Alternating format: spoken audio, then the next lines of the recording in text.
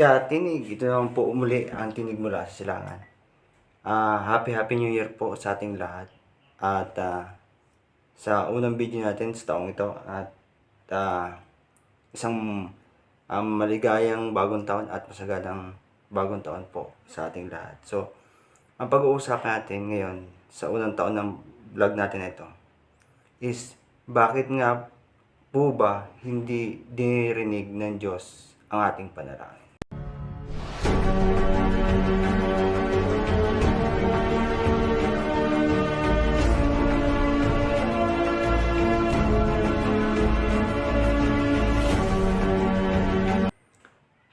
Ito ang sinasabi ng Biblia na dapat pag tayo hihingi sa Diyos at mananalangin is dapat may magandang hangad. Ito ang nakasulat sa Santiago, Kabanata 4, talatang 3.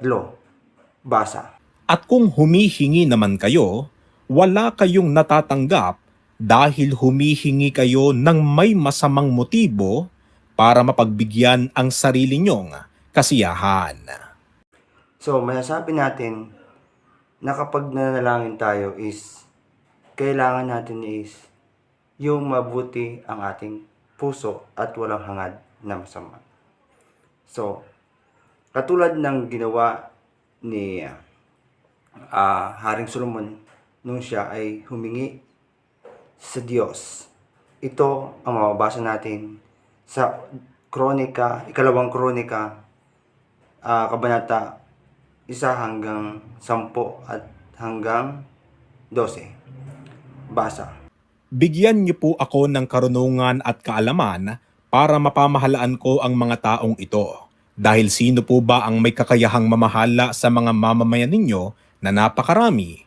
Sinabi ng Diyos kay Solomon, dahil humingi ka ng karunungan at kaalaman sa pamahala ng aking mga mamamayan na kung saan ginawa kitang hari at hindi ka humingi ng kayamanan o karangalan o kamatayan ng iyong mga kalaban o mahabang buhay, ibibigay ko sa iyo ang iyong hinihingi. At hindi lang yan, bibigyan din kita ng mga kayamanan at karangalan na hindi pa nakamtan ng sino mang hari noon at sa darating na panahon.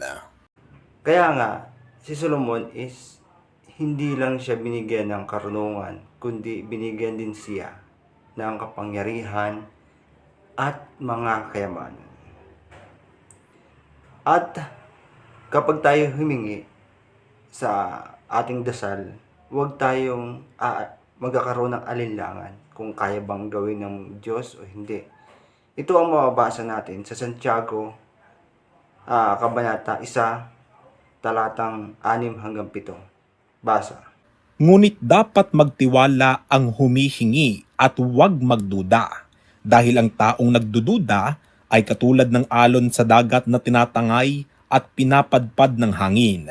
Ang ganitong tao ay hindi dapat umasa na may matatanggap mula sa Panginoon dahil nagdadalawang isip siya at walang katiyakan sa mga ginagawa niya.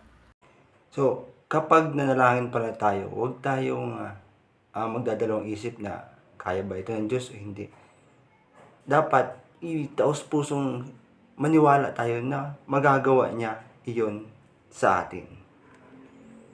So, bakit nga ba minsan parang kahit anong panalangin natin parang hindi na nakikinig ang Diyos? Parang bingi na yata o walang tenga o hindi tayo mapakinggan ng Diyos. Ayon sa Isaias, Kabanata 15 hanggang talatang 2, ito ang masasabi. Basa. Ang inyong mga kasalanan ang siyang naglayo sa inyo sa Diyos at iyon ang dahilan kung bakit niya kayo tinalikuran at ayaw nang makinig sa inyong mga dalangin.